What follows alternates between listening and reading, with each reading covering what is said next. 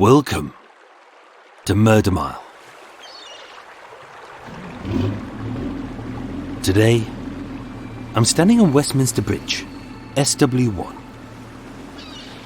3 streets west of the assassination of Sir Michael O'Dwyer, 4 streets east of Thomas Meany being mistaken for a tailor's dummy, 4 streets west of the odd excuse Martha Browning used to murder her elderly bedmate, and 1 street north of the cruel ship's captain who couldn't fathom why he was going blind. Coming soon to Murder Mile. Spanning the River Thames, from Waterloo to Big Ben, Westminster Bridge is an 820-foot long, 85-foot wide, 7-arch cast iron structure completed in 1862. Supposedly painted green to match the seats our politicians' bone idol bums are perched on in the House of Commons. If that is true, I'd expect to see this bridge fiddling its expenses, banging rent boys, hoofing blow, sexing up weapons of mass destruction dossiers, and voting to pump 50 million tons of raw shit into our waters, having first sold their riverfront mansion. Seen as the epitome of calmness, the River Thames belies its dangerous side, as underneath its vast expanse of brown silt, in which visibility is zero, sits a muddy bed of thick sludge, impossible to wade through. Upon a 9-mile-an-hour tide with deep undercurrents, which can drag even the strongest swimmer under. With a dead body removed from the River Thames roughly every 6 days. Some die by suicide, some fall by accident, and some lives are lost as Good Samaritans dive in to save those from their deaths.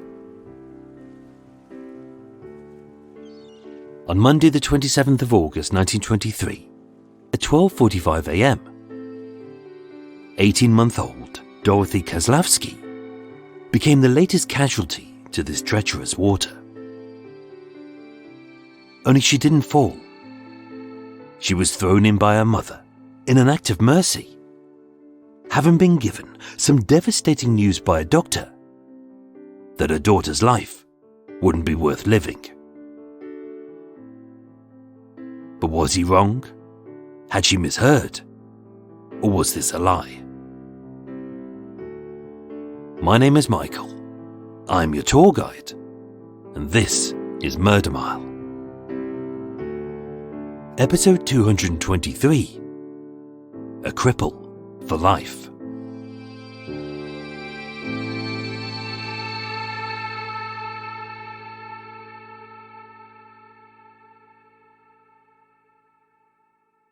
In court, Mr. Justice Swift would ask the medical expert, "Have you heard anything in the evidence inconsistent with a sane, strong-minded woman, passionately fond of her baby, taking its life because she was convinced it was the best thing for the baby?" Dr. Morton replied, "That would be a very uncommon view for a mother to take." And although the judge heartily agreed, he would state, "Unfortunately, we know of cases where people think the best way to benefit a child is to destroy it." Ada was one such woman. But what would drive a mother to do the unthinkable?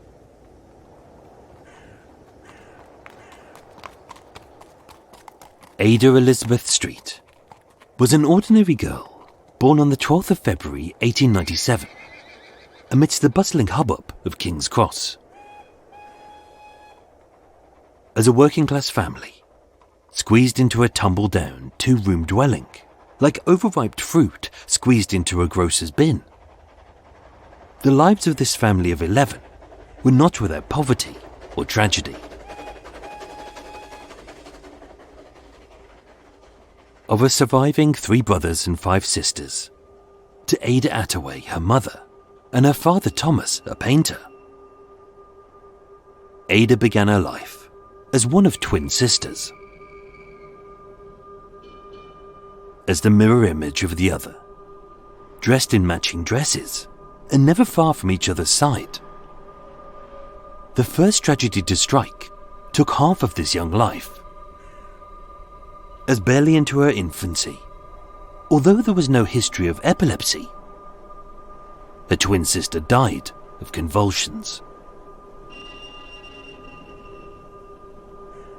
Whether Ada witnessed this in her crib, the rolled, terrified whites in her sister's eyes, the forming froth around her Richter's grin, or a tiny body twitching in a fevered shake as her colour drained from peachy pink to a pale white with deathly tinges of blue, is uncertain. But as the first great grief to grip her, a worry which may have plagued her for the rest of her short sad life, was whether this was hereditary.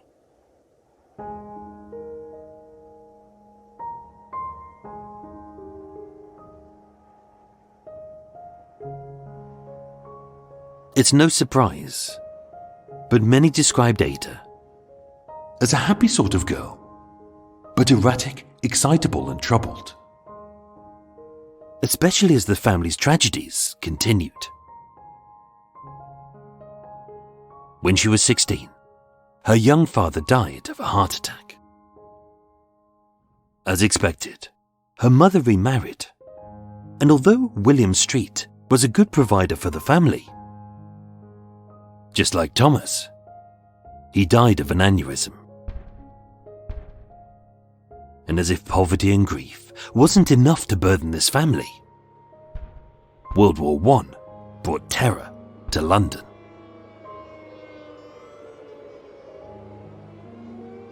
From this broken little home at 34 Litcham Street in Kentish Town, death rained down.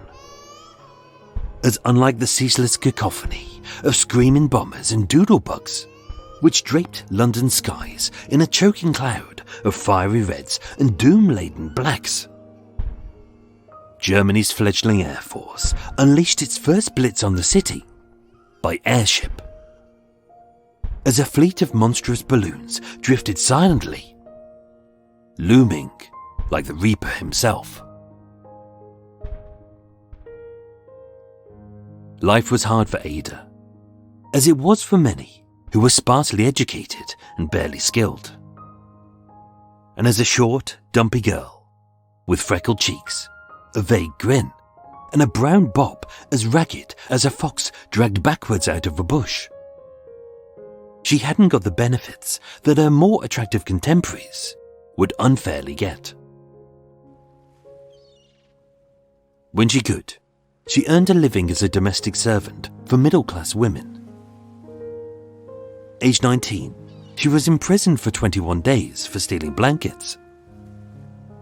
And prone to making rash decisions, as too often her emotions were fueled by depression. She was mostly teetotal, as drink often clouded her judgment. Ever since she could remember, Ada's life had been plagued by loss and tragedy.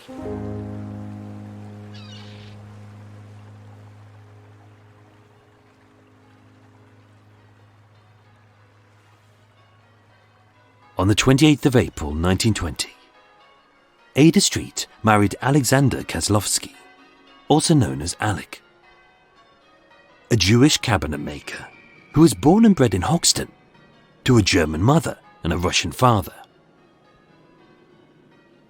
Living with his mother at 13 Kent Street, for the first 2 years they lived happily enough. But with Ada having told an odious lie from the start, which no one ever spoke of, soon enough their marriage unravelled.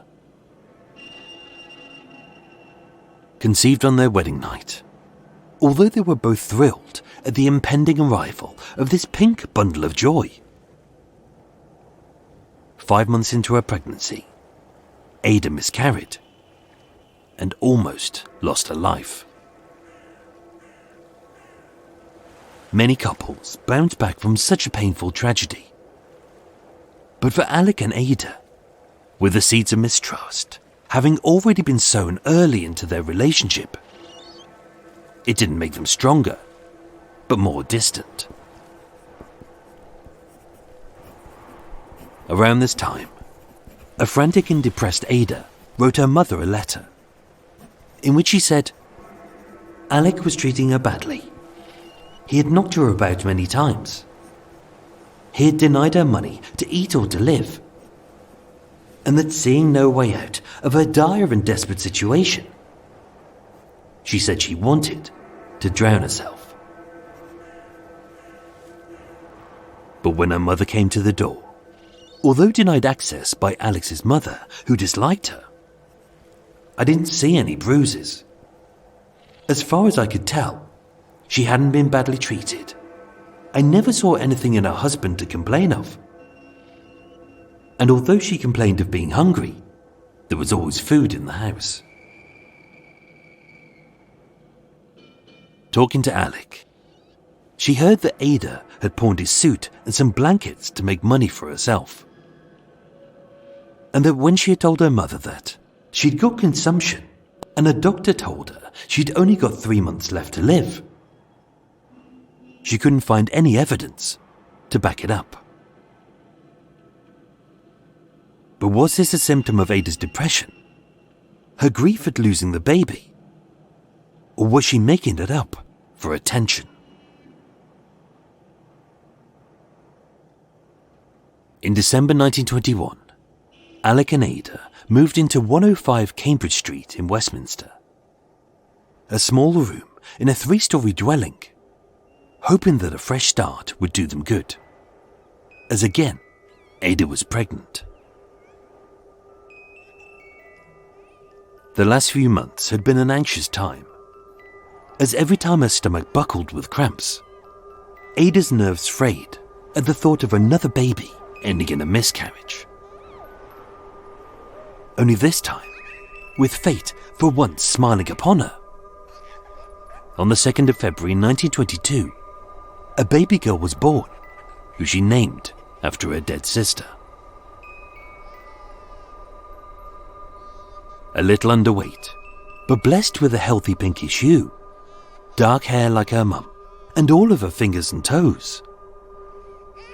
Dorothy Kaslofski was a happy and healthy baby, who all of the neighbours in the street, who once loved sleeping, would agree, had oodles of energy and a very strong set of lungs.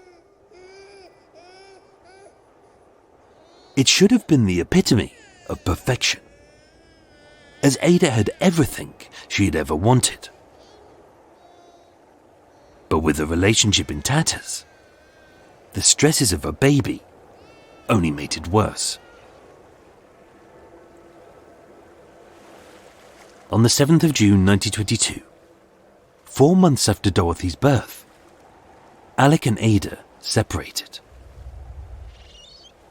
with both of them moving back in with their parents. Ada obtained a separation order, and although Alec was required to pay a maintenance of £1 per week for the upkeep of his family, Ada's mother looked after the child.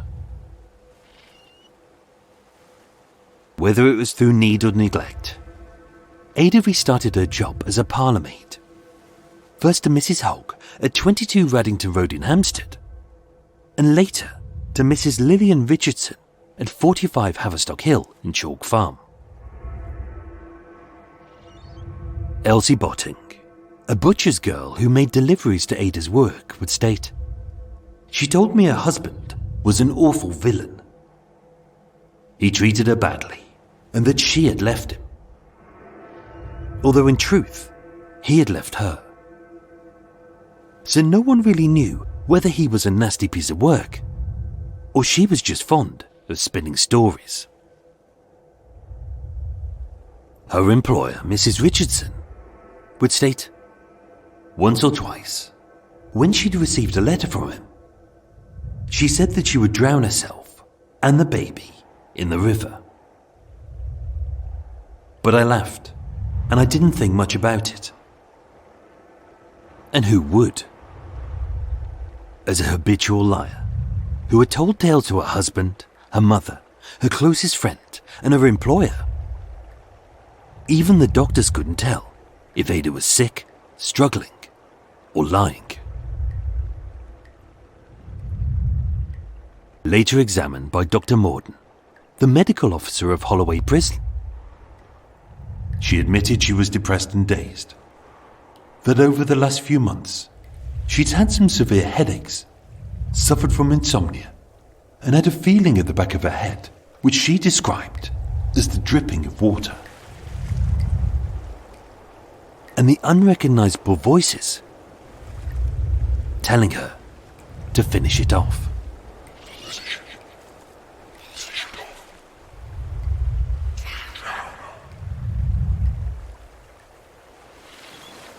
Gripped by paranoia, anxiety and depression, with Ada separated from her husband, seeing her child very little, and with the unresolved grief of a dead father, a dead twin, and her first child also dead. How much of that statement that she gave after the murder to Dr. Morden is even true, only Ada would know. Either way, it can't have been easy, as plagued by the worry of hereditary illness. When Dorothy got sick, her anxieties flooded back.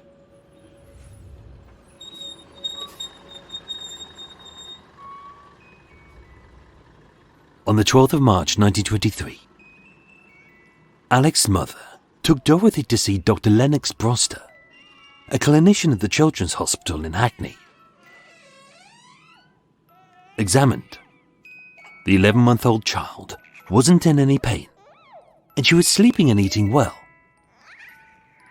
But when she raised her arms, it was clear that she had a weakness down the left-hand side of her body, which I thought was due to some kind of injury during birth. Dr. Broster would state, "I had the child x-rayed, which ruled out anything sinister, and I ordered her to wear a splint."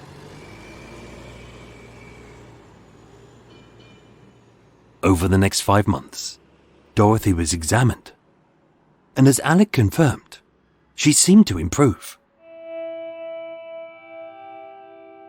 Only the relationship between Ada and Alec did not.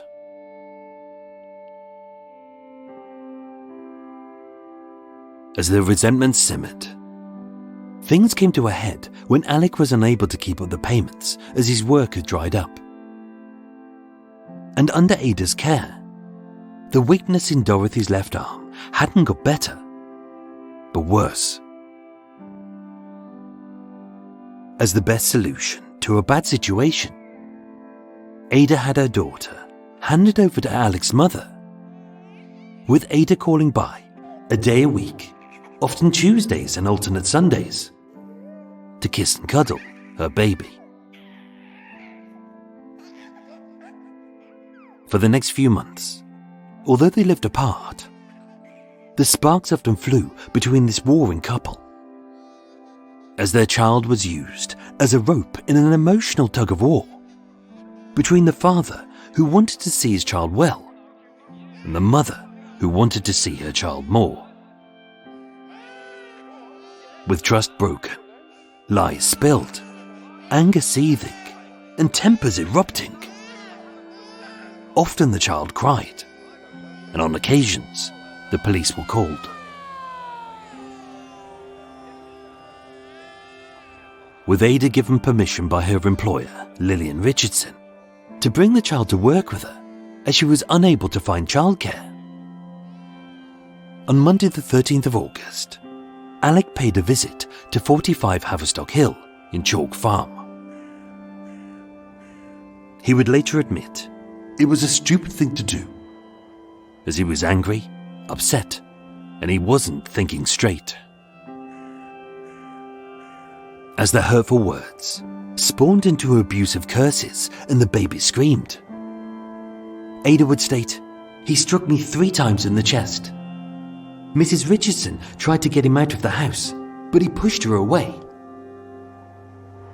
And being witnessed by a neighbour, Alec later confessed I lost my temper with my wife for telling me a lie. Of what, we don't know. I pushed her once or twice, and Mrs. Richardson threatened to shoot me.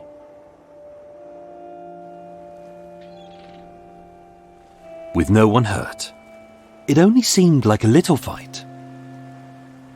But that minor spat had big ramifications for Alec, Ada, and Dorothy. With the cogs of law churning, Alec was summoned to the Old Street Police Court for Ada's assault. Having been charged, the magistrate varied the separation order, giving Ada full custody of the child. And as the toddler tottered away from his mother's house at Kent Street, that was the last time that Alec saw his daughter. In the eyes of the court, Alec was a violent man, unfit to be a parent. And yet Ada was not a well woman. Just days before, still plagued by anxiety and depression, she told her mother, "Suppose I did myself in."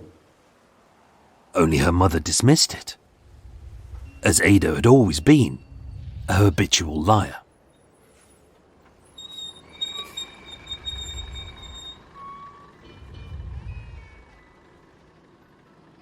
On Friday the 24th of August, Ada took Dorothy to the Children's Hospital in Hackney. Dr. Brewster stated, "I believe that was the first time I'd seen the mother."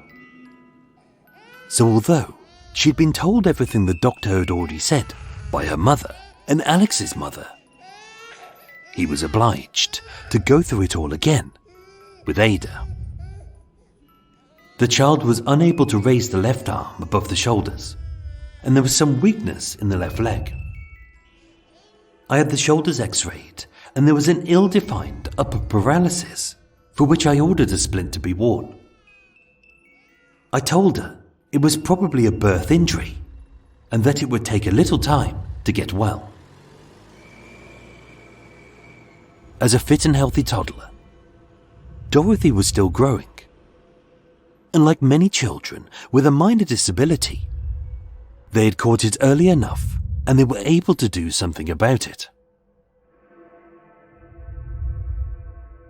But sometimes, in moments of crisis, we don't always hear everything that we should.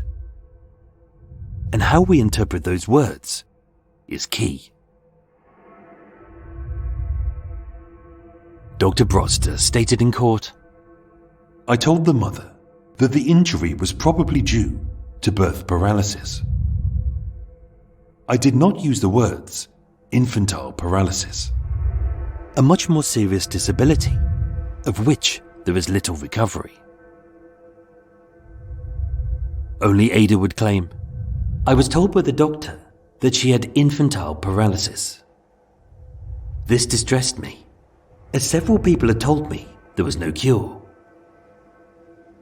And having cried her eyes out, as she told her loved ones that Dorothy had a tubercular spine and was likely to be a cripple for life, maybe with the memory of those she had lost still haunting her, it made me decide to destroy myself and the baby.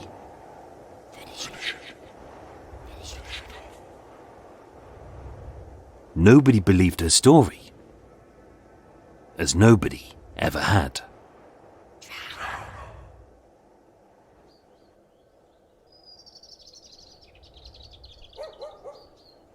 Sunday the 26th of August began like any other day.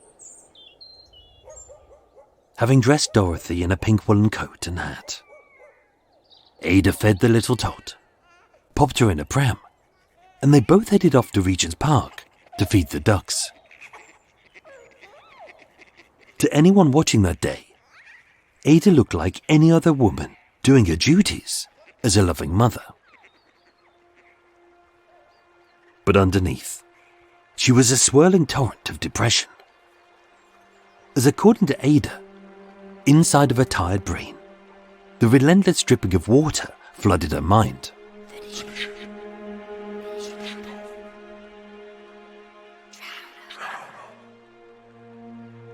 That day, she quit her job.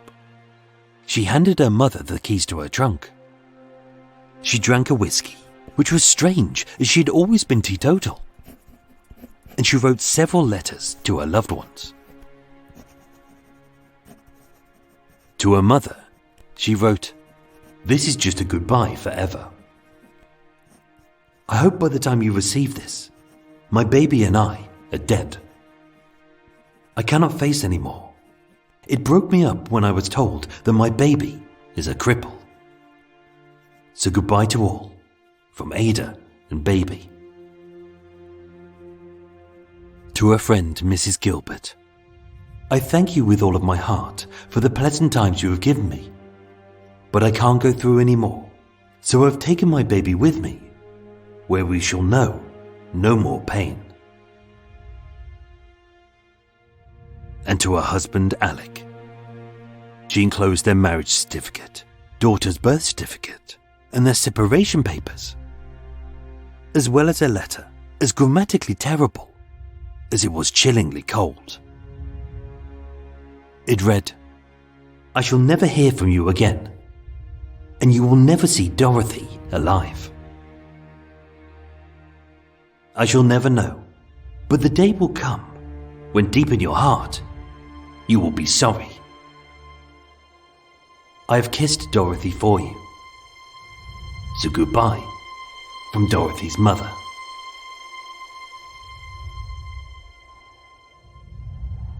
But having sent it, by the time he had received the letter, it was too late.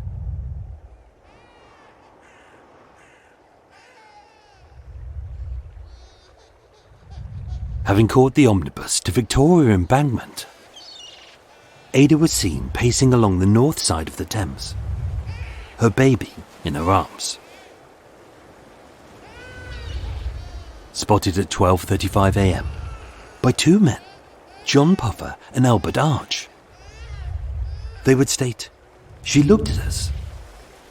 She was walking quickly and she seemed worried, so we followed her." At that time of night, Westminster Bridge was deathly quiet and ominously dark, as a still wind howled through the steel structure. With no buses, no boats, no cars, and very few people, Ada was little more than a shadowy spectre amidst the dull yellow haze of several streetlights and the face of Big Ben.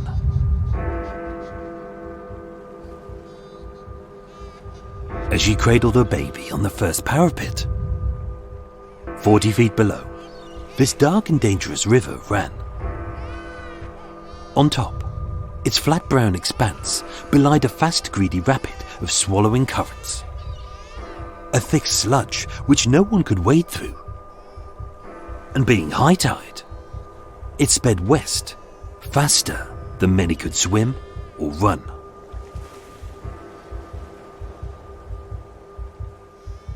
Albert would state, "When we got to 20 yards from her, she turned and threw her baby into the river." Sprinting fast, as the baby vanished under the bridge and into the murky darkness beyond. As they got close, she attempted to get over the parapet. She got over with the exception of one leg. I and my friend got hold of her. We pulled her back and held on to her, as a pal sent for a police constable.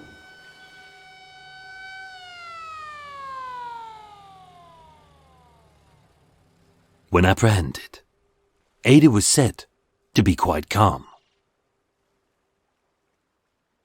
When asked why she had done it, she said, "The doctor has given up all hopes of my baby.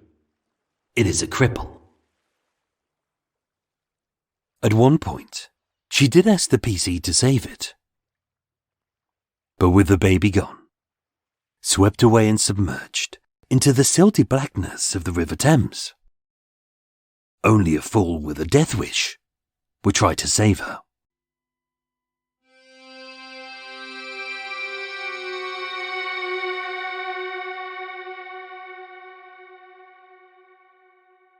Detained at Cannon Row Police Station, Ada was charged with the murder of 18-month-old Dorothy Kaslofski and the attempted suicide of herself. Given a full statement of her actions, her demeanour was described as cold and unemotional, with her later stating, "I'm not a bit sorry, because it's for the best.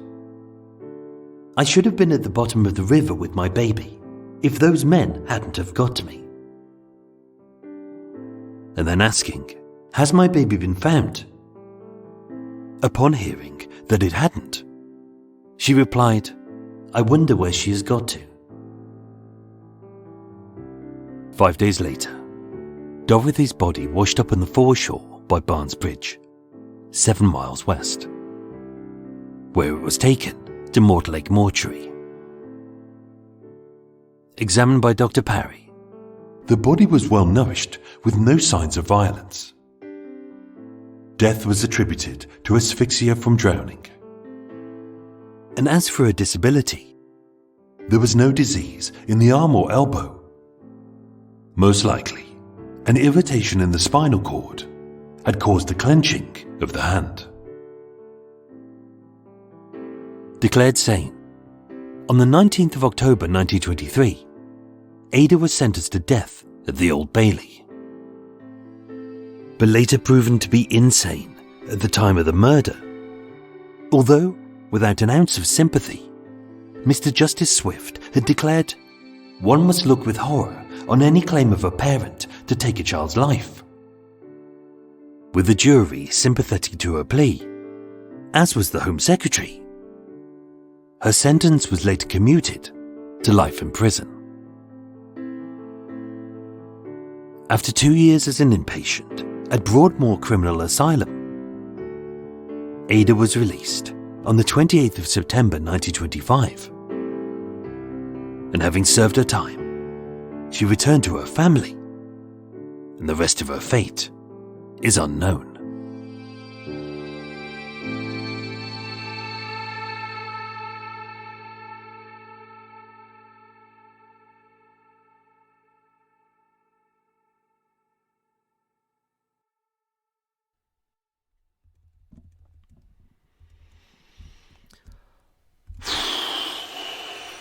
F and F and F. F and F. It doesn't feel that warm outside, but Christ. Once you close all the windows and doors, oh, I can take your little hat off. There we go. Bear with. I'm just going to go and open this side door and open some windows. Oh, Christ. Hang on. Oh, it is a bit bakey outside. Oh, feel that. That feels nice. That is a nice bit of wind coming through. I'm just going to take these down and going to open.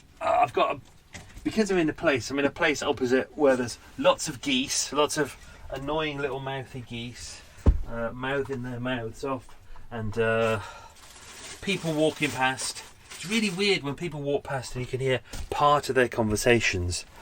A bloke just went past earlier on, and all he said was, yeah, and a can of lager. I just thought, you're clearly a bit of a twat. Oh dear, I'm pulling out my pillows from the windows. Oh, they're baking hot already. They are boiling hot.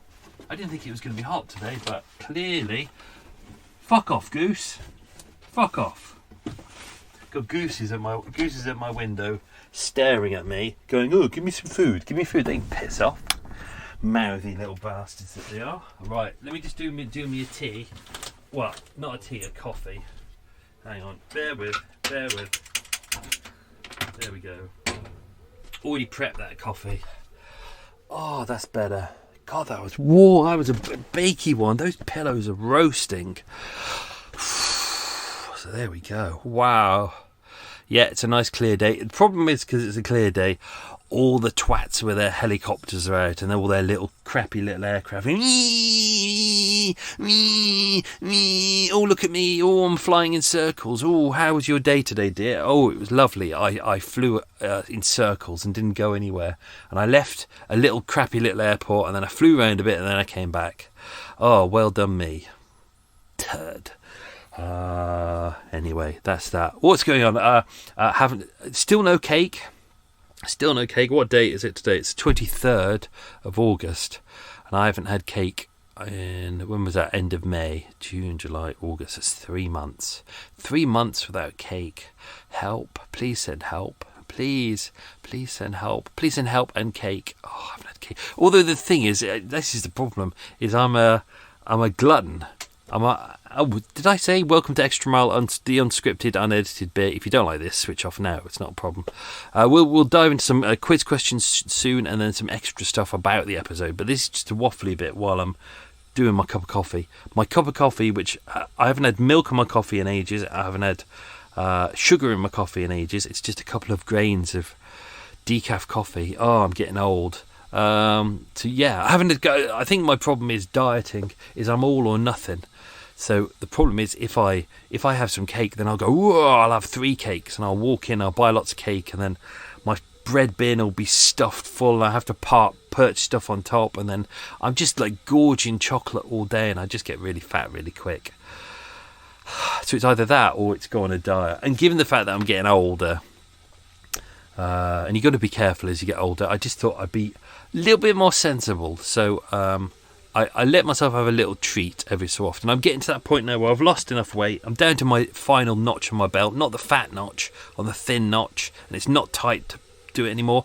I've lost the love handles off the side. Eva's a bit upset about that. She likes really, really grabbing onto them. And other places is not as fat anymore, which is good. So it's just been sticking to my diet, and also doing my thing where I eat in the morning. Every hour I eat like carrots or an apple or something, and apparently that's good for eating every hour in the morning. Kickstarts your metabolism, so you're not filling yourself up. What you're doing is just getting your stomach working at a steady pace, so therefore you're burning stuff properly. So and also I do a lot of walking as well. This is taking a long time to do my water. Maybe I'll put too much in. What else is going on in the world? Not a lot. I've turned around the boat. I'm heading back to where I normally winter. Oh, jolly good show. This is where I winter. I have my summer places, which I'm currently in, which is nice walk. Then I have my winter places. Ooh, jolly good show. So that's all good, and I'm powering through. So I'm a week ahead already, which is good. So I'm going to get to enjoy. Go and visit my the old folks in France and see them. And because I haven't seen them it's been a year now, so it'd be nice to go and see them. Is this coffee done? I'm gonna have it as not too hot. Otherwise I will. I put too much water in. Far too much water in. Yeah, there we go. I'm probably not going to drink this, am I? This is my... Oh! I haven't got snacks, but I can.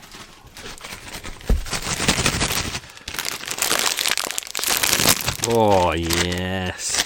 A quaver. Oh. Nom, nom, nom, nom. Nom, nom, nom, nom, nom. That one's good. Had a little quaver. That was nice. What is the flavour of quavers? Cheese. Yes, you're right, but there's another flavour in there. Do you know what the other flavour is? This is not one of the quiz questions. Do you know what the flavour is? Paprika. There you go. Which is why when you look at a quaver, it's got a slightly reddish hue in it. But also if you taste it as a slight kind of thinginess, spiciness. There we go. Right, let's do some quiz questions. Get ready, folks. Right. Question number 1. How long, is Westminster Bridge in feet? So how long is Westminster Bridge in feet? Question number 2. How many people were there in Ada's family? So that's her birth family. So her mum, her dad and the siblings. But how many people is that, including Ada? Question number 3. What did her twin sister die of? Question number 4, what did her stepfather die of? These are all nice, happy questions, aren't they? Question number 5, what job did Alec do? Question number 6, what was her first criminal offence? Question number 7, what nationality was Alec's parents? Question number 8, what was Dorothy's middle name?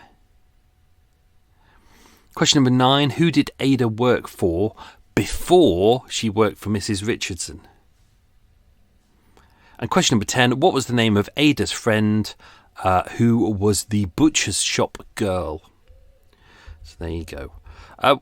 Let's dive into some extra stuff. This is if you haven't listened to this before, this is kind of the stuff that you don't always get a chance to put everything into an episode, and sometimes, quite often, it's not worth putting everything in, because I know people always go, "Oh, I'd like to know all of it," but if I were to put everything in, because I've literally hundreds of pages of documents and things like that, if I had to put everything in, no one would listen to it. And I know right now you'll go, "Oh, I would." No, you wouldn't. No, you wouldn't. You wouldn't listen to it. You'd switch off after 5 minutes going, "Oh, well, it was a bit long and I had other things to do and I was tired and it was a bit boring. Oh, can you put some music on it? Or some farty sounds?" So this is just extra stuff so we can dive into. So, the visit to the doctor. So we know that Dorothy had been visiting Dr. Lennox Ross Broster at the Children's Hospital, also known as the Queen's Hospital on Hackney Road, since the 12th of March 1923. So that's about 5 months before the death. He said she had a weakness down the left-hand side of the body, which I thought was due to some injury during birth.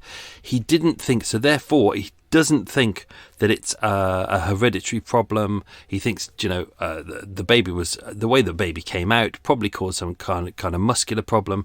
He put it in a splint. He x-rayed it. He saw that the shoulders were fine. The arm seemed to be fine. It seemed to be growing well. He put it in a splint so to kind of help the kind of muscles adjust. But he said it wasn't any kind of birth paralysis. It was, or infantile paralysis, they call it. It was just, it was a birth paralysis, i.e., it happened because of the birth, not a genetic problem.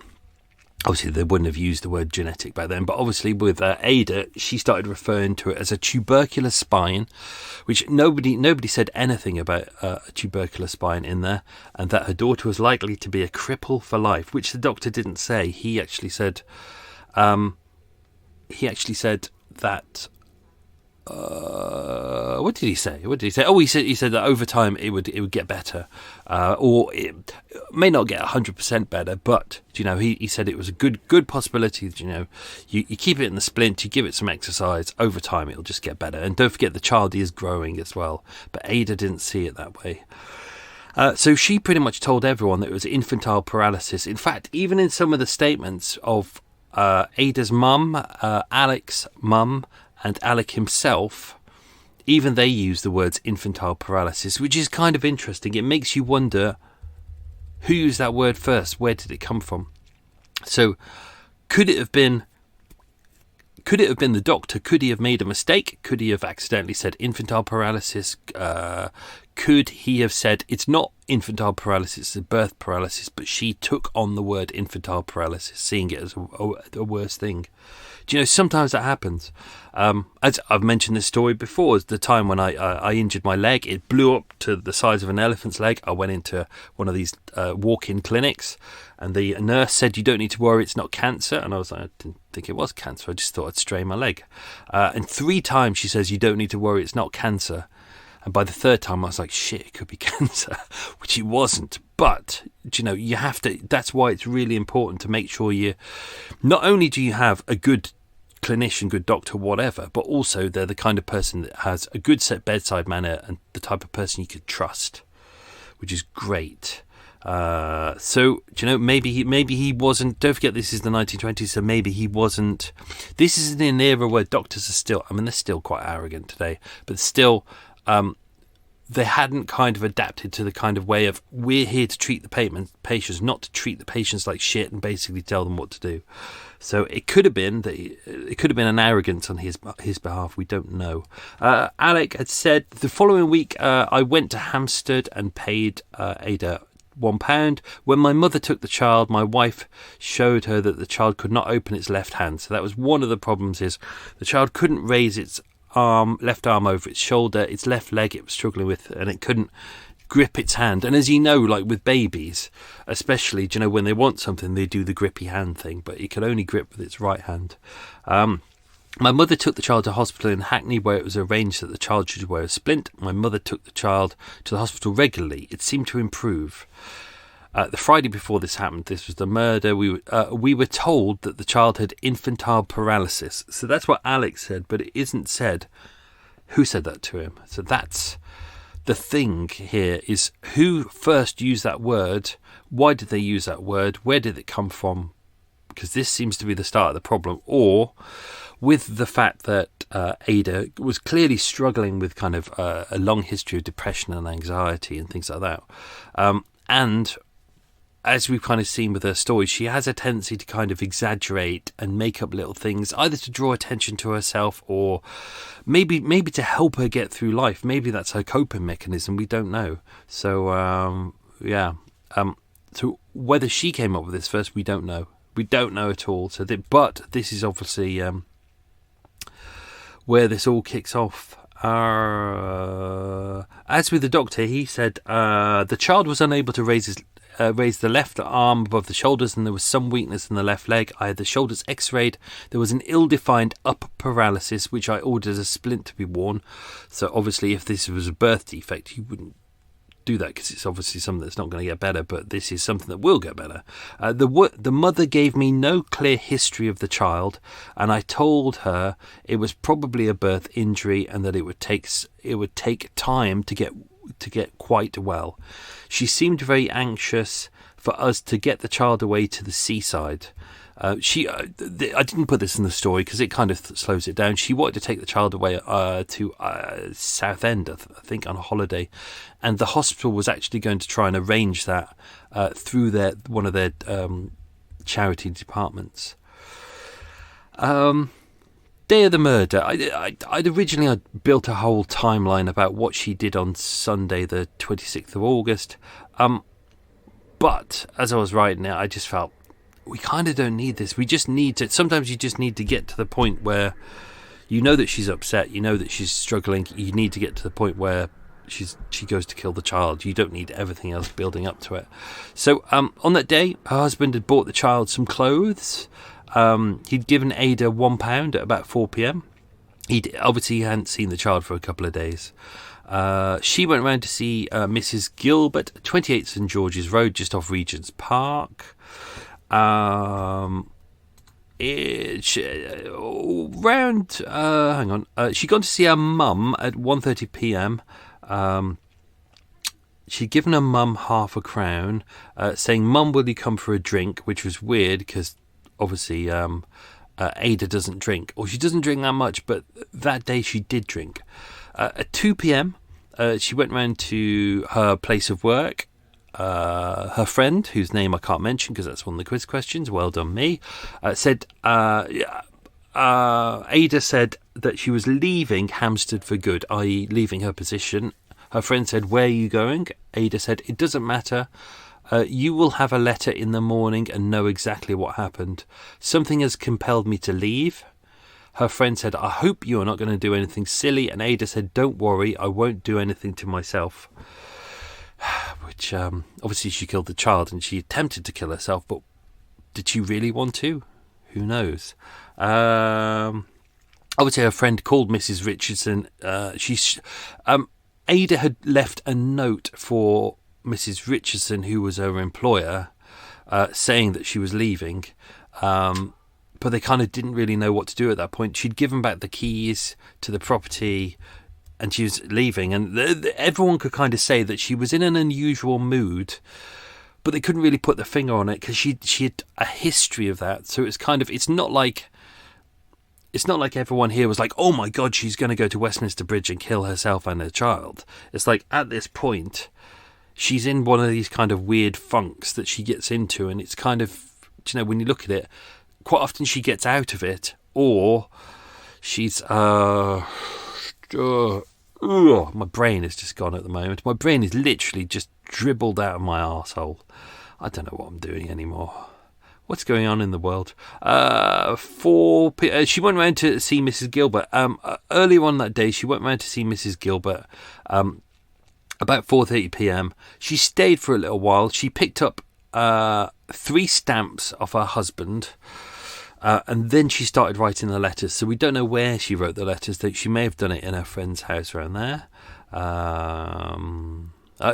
Mrs. Gilbert, her husband was Frederick Gilbert, a keeper at the Zoological Gardens in Regent's Park, where, of course, we've already had a murder there. You're welcome. What else we got? Let's go to this bit. Later on, so she met up with her mother around 9:50 p.m. and Ada's mother said, that evening at 9:50 p.m. I saw her outside of the Ponsford Public House on Rill Street. I went in there, not with my daughter. Either she or my husband called for 3 double whiskies. My daughter drank hers. That was unusual. She doesn't drink as a rule, maybe a little port occasionally. She then handed me 8 shillings and some keys, that was the keys to the trunk, and said, I want you to mind these for me, and will you give these keys to Mrs. Richardson? I said, what's the meaning of this, Ada? You are surely not going to do something wrong. She said, mind your business. I'm a married woman. I please myself. I caught her by the arm and said, Ada, come home with Dorothy and I'll make you a cup of tea. See, that'll sort everything. And she said, no, I'll call a policeman if you touch me. And then she left. Ada was seen getting on the number 24 omnibus to Charing Cross, and then she walked down to the embankment. Let's go to... We got the letters here. I pretty much gave you almost all of the letters there. The one she addressed to Alec is a little bigger, but I just edited it down. It said, Alec, no doubt you will be pleased to read this letter.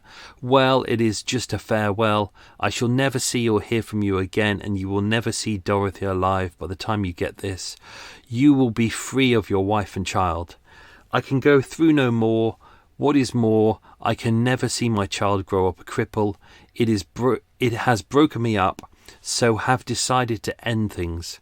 Dorothy will know no more pain. Sorry, she's written N-O, not K-N-O-W. Know no more pain. I know I am to be blamed for a lot, but I never caused my child's affliction. The little heart, Mrs. R, I think that's Mrs. Richardson, me you can keep in memory of your little daughter. See, that's the way it's written. It doesn't make a lot of sense. But then again, she's in a distraught moment, so you can't expect it all to be nice and clear.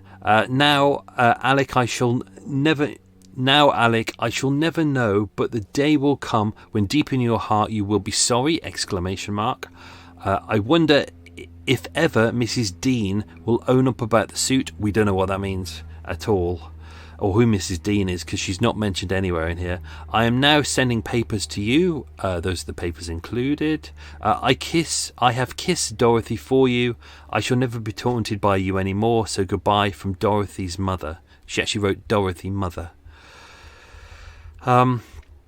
We'll just dive into some of the stuff. So, obviously, we have a good description of what happened because of Albert Sidney Arch, who was a carman, and his friend, who were walking along the embankment halfway between Northumberland Avenue and Horse Guards Avenue. He said, I saw a lady with a baby. She looked at us. The baby had a pinkish coat and a cap. She was walking quickly and seemed worried.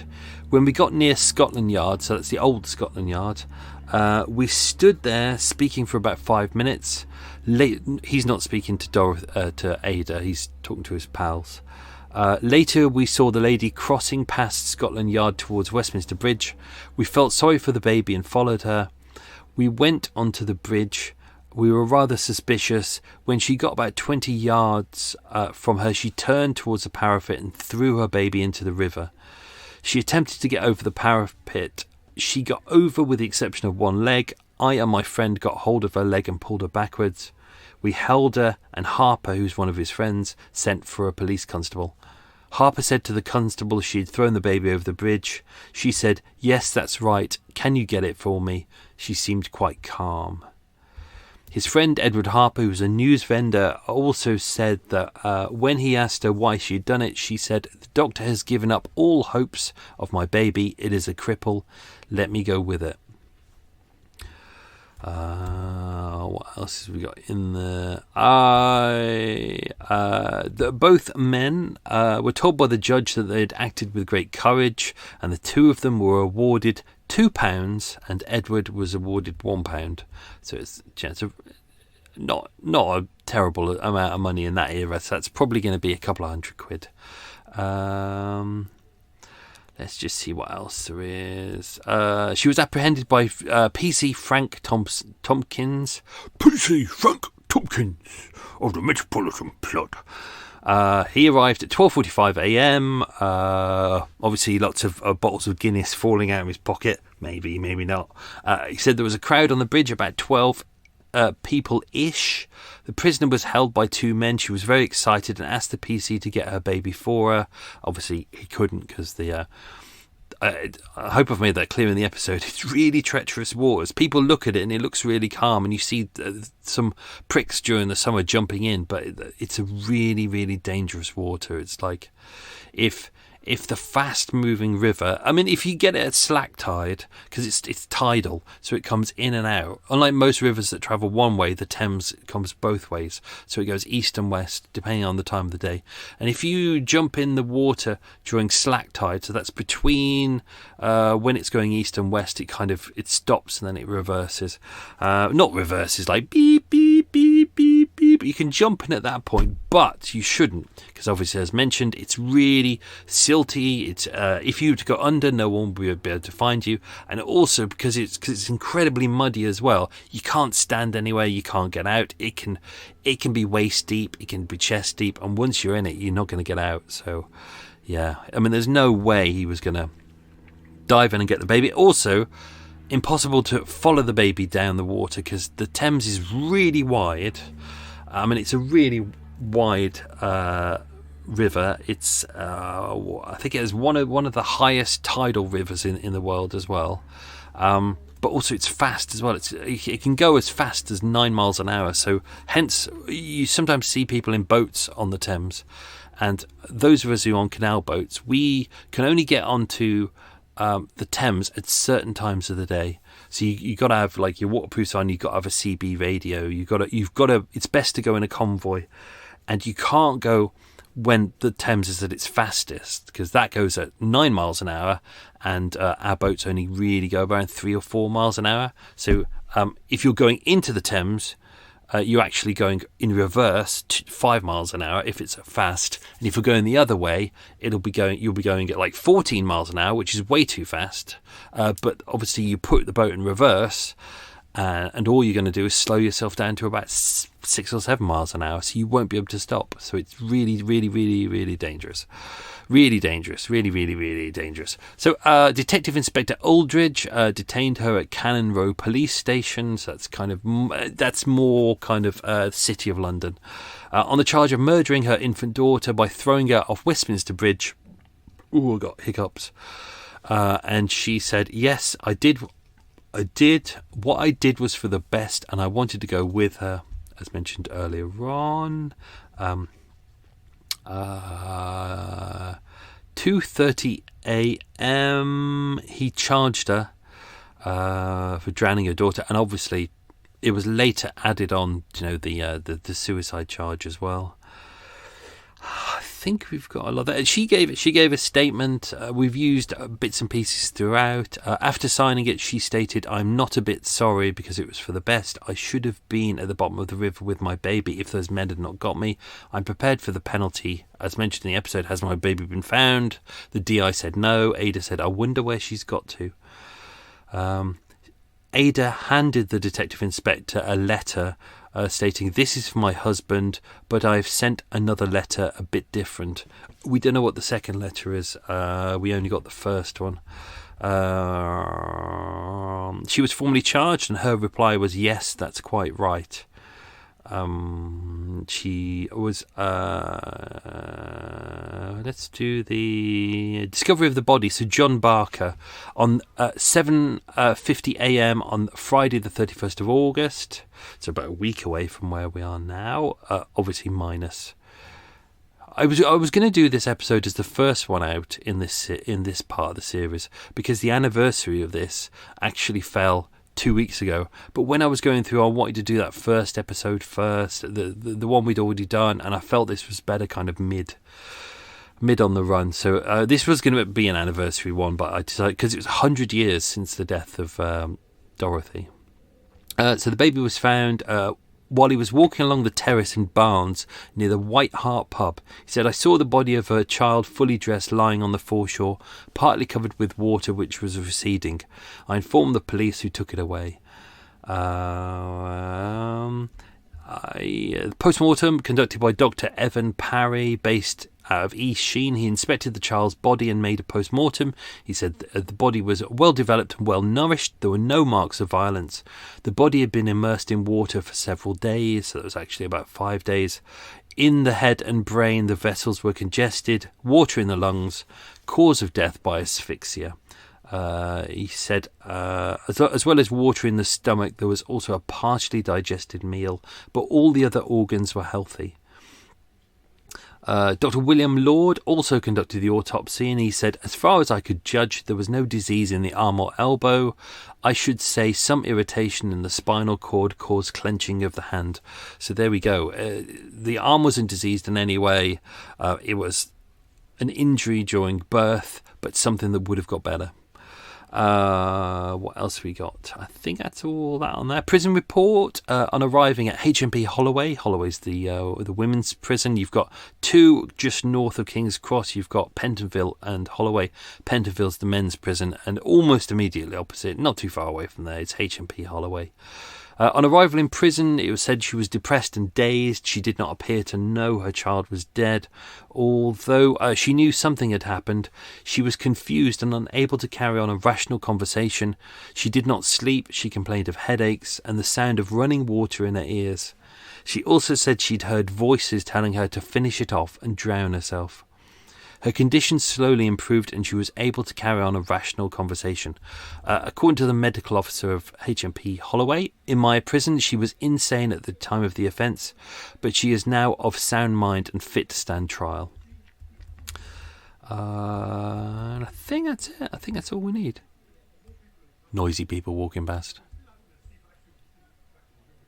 People talk loud, don't they? Desperate to talk loud, aren't they? Oh, it's numpties in shirts. So unfortunately, there's some offices around the corner, and they love to come out to the canal, and they'll stand by in a bit. One group of blokes in tops, in shirts and ties, came past earlier on, and one of them said, "Yeah." I can't remember how he phrased it, but he said, "Yeah, I'm thinking about getting a boat. Yeah, there's one that I've been looking at that's worth 100,000 grand." And I was like, you're an effing numpty, because 100,000 grand is £1 million, because a grand is £1 million, so that's 100,000 grand, that's £1 million, not £100,000. What numpty, what massive numpty. I hope he's not an accountant, that's what I say. What time is it? Almost 1 o'clock. Great. I'm going to do a little edit, I'm going to walk into town, I'm going to go to the coffee shop and do my ting, and then eat my quavers. But first, I'm going to answer those questions. So get ready, folks. Let's see how many you got right. Don't forget, I haven't edited the episode. Children. Children going past. And a mum who's looking harassed and thinking, when is the schools going to come back so I can get these little bastards off my hands? Question number 1. Are children bastards? The answer is yes. No, real question. Question number 1. How long is Westminster Bridge in feet? 820 feet. So if you said something around 800, I'll give you that one. Ooh. Question number 2. How many people were there in Ada's family? So that's a biological family. So 11. That was her mum, her dad, and all of her siblings. Obviously, we don't know how many of the children died, so there's probably more. Question number 3. What did her twin die of? So it's convulsions owing to epilepsy. Question number 4. What did her stepfather die of? An aneurysm. Question number 5. What job did Alec do? He was a cabinet maker. Question number 6. What was Ada's first criminal offence? Stealing blankets.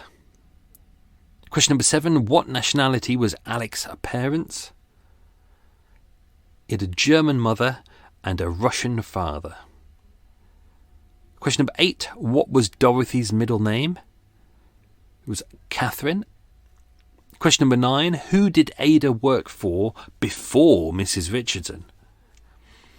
It was Mrs. Hogg. And question number 10. What was the name of Ada's friend who was a butcher's shop girl? It was Elsie Botting. What a good name. So that's me done. That's me done, folks. Hope you enjoyed that episode. Obviously, we'll be back next week with another one-part episode. So I hope you enjoyed that. Thank you for listening to the show. Thank you for supporting it. Obviously, if you like Extra Mile, don't forget on Patreon I do Walk With Me, and Walk With Me is like a half hour, 40-minute kind of chat after I'd edited this. I let you into all the secrets about everything that goes into the episode, all the edits, all the little stuff that no one else will ever know, all hidden in there. And there's lots of crime scene photos and lots of other stuff. So if you join for as little as $3 a month. It goes up to, I think it goes up to 7, then 10, and then 15 is the top one. And there's lots of goodies, so feel free, come and join us. There's also a trial at the moment, so you can join it at a level for a week, and you can browse everything, and then if you don't like it, it's not a problem, you just say no. So, but if you do like it, you can stay. And the vast majority of people always go, yeah, I'm going to stay, because this looks great. And you can message me direct and ask me any questions, that's not a problem at all. So, thank you very much, everyone, for supporting the show. Have a good week. Stay safe. Be good. Oh, that was a long walk with me. Sorry about that. Not Walk With Me, Extra Mile. Sorry, it was a really long one. I'm going to shut up now. Shut up, Michael. So, have a good week, folks. Stay safe and be good. Lots of love.